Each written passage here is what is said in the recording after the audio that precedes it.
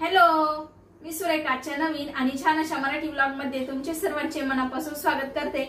नवीन दिवसाची नवीन झाली आहे सुरुवात आणि आपल्या देखील नवीन व्हिडिओला झाली आहे सुरुवात। तर ताईंनो, श्री स्वामी समर्थ, व्हिडिओ मध्ये कंटिन्यू राहा आणि व्हिडिओ स्किप न करता बघत राहा, जेणेकरून आहे ना मी आज आहे ना माझी आठवड्याची पूर्वतयारी तुमच्याशी शेअर करणार आहे ना, तर ती पूर्ण बघायला भेटेल। आणि ताईंनो, प्रत्येकाची पूर्वतयारी वेगळी असते, कारण प्रत्येकाचं रुटीन वेगळं असतं। म्हणजे काहींचं कसं, मुलं थोडे उशिरा शाळेत जाणारे असतात, मग त्यांचं थोडं निवांत असतं, काहींचं थोडं लवकरच। आता माझं कसं 8:30 पर्यंत सर्व काही आवरलं पाहिजे, म्हणजे रुईचं पण माझं पण, कारण मला आहे ना 8:30 ला रुईला सोडवायला जावं लागतं आणि अहोंचाही त्याच वेळेत डबा झाला पाहिजे। तर मग माझी पूर्वतयारी कशी हे मी तुमच्याशी शेअर करते।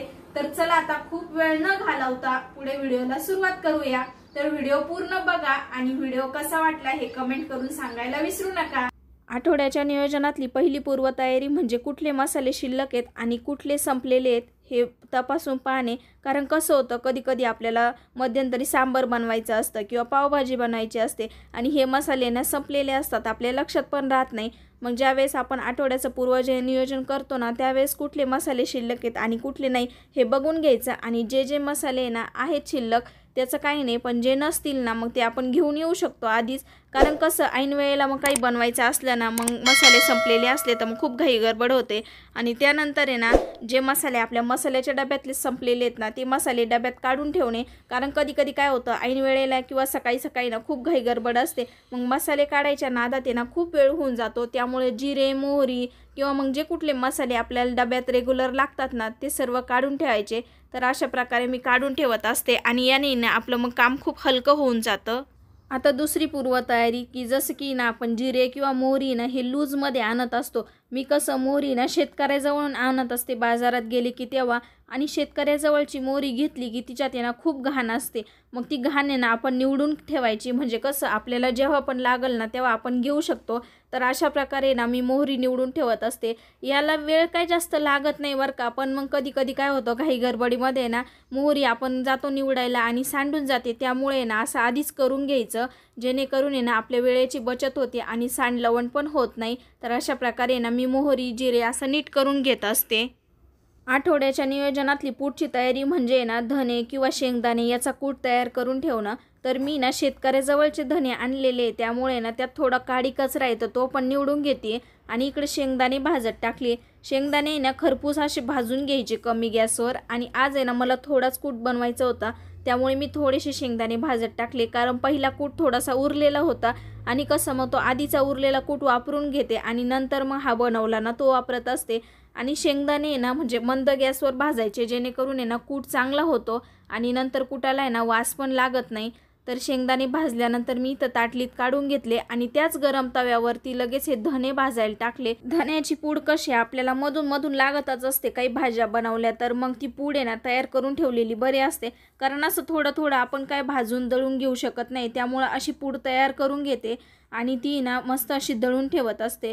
तर धने भाजत होते तोपर्यंत म्हटलं चला शेंगदाणे सोलून घेऊ, आणि असंच कामात काम करायचं, जेणेकरून आहे ना आपले कामं पण पटकन होतात आणि आपलं आहे ना म्हणजे वेळ पण वाचतो। तर इथं लगेच शेंगदाणे मी सोलून घेते। आज शेंगदाणे थोडेच आहे म्हणून हाताने चोळून घेते, नाहीतर मग आहे ना कापडी पिशवीत टाकून आणि आपटून घेते, जेणेकरून आहे ना शेंगदाण्याचे साल लवकर निघतात।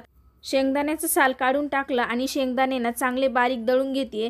मिक्सर चालू बंद करूनच कूट करायचा, नाहीतर काय होतं शेंगदाण्याला तेल सुटतं आणि खूप तेलकट होतो मग तो कूट। आणि व्यवस्थित आहे ना एका डब्यात भरून ठेवायचा। इथं आहे ना मी दुसऱ्या डब्यात भरला, जो पहिला कूट होता ना त्याच डब्यात नाही भरला, कारण तो कूट कसा आधी वापरून टाकता येईल आणि त्यानंतर मग हा कूट वापरता येईल। धने आणि शेंगदाणे दोन्ही पण चांगले गार होऊन दिले होते। गार झाल्यानंतरच कूट करायचा, गरम करायचा नाही, कारण तो जास्त दिवस टिकत नाही जर गरम असेल तर। आणि इथं धन्याचा पण चांगलं बारीक कूट करून घेते। धने लवकर बारीक होत नाहीत, त्यामुळे ना चांगला कूट होईपर्यंत आहे ना व्यवस्थित बारीक करायचं। तर इथं धने बारीक करून झाले आणि व्यवस्थित आता डब्यात भरून ठेवते। पुढची पूर्वतयारी म्हणजे ना आपल्याला आठवड्याला जेवढं दळण लागतं ना तेवढं आहे ना दळण करून आणि दळून आणणे, जसं की बाजरी, गहू, ज्वारी सगळेच।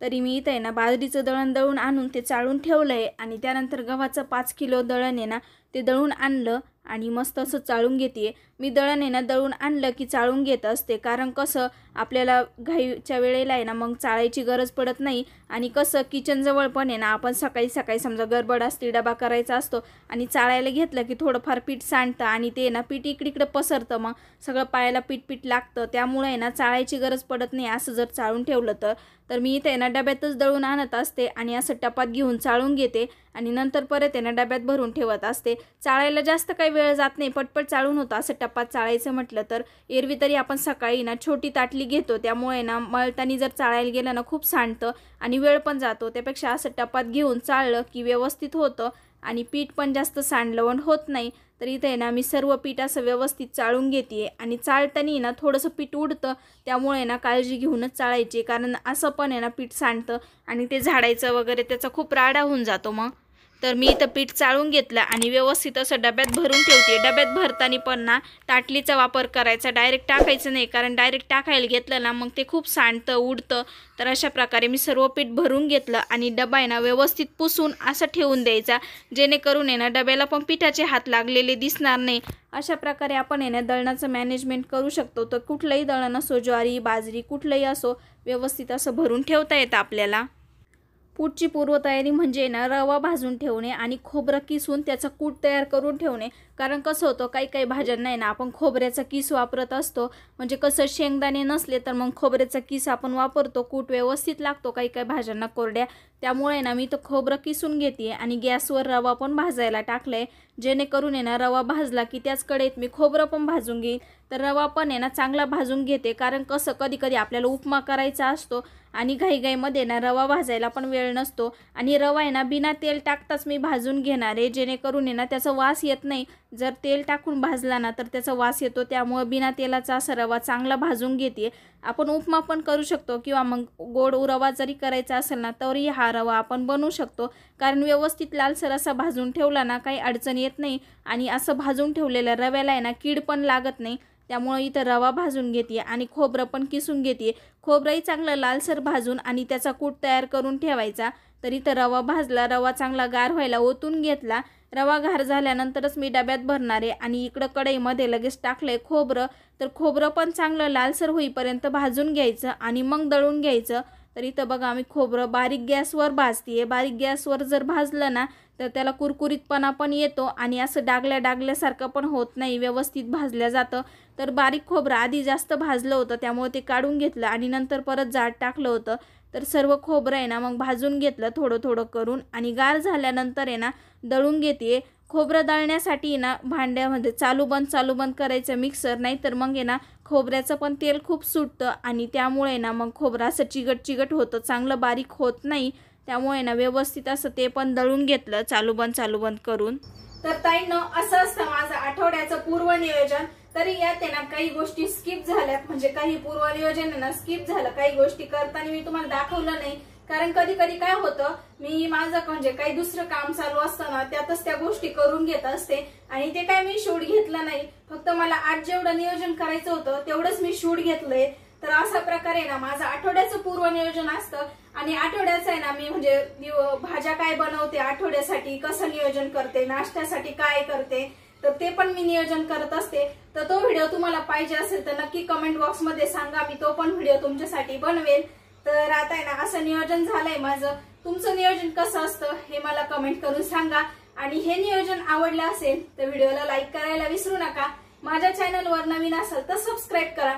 चला ताईंनो पुन्हा भेटू उद्याच्या छान आणि नवीन अशा माहितीपूर्ण व्हिडिओ सोबत। तोपर्यंत बाय, श्री स्वामी समर्थ, काळजी घ्या।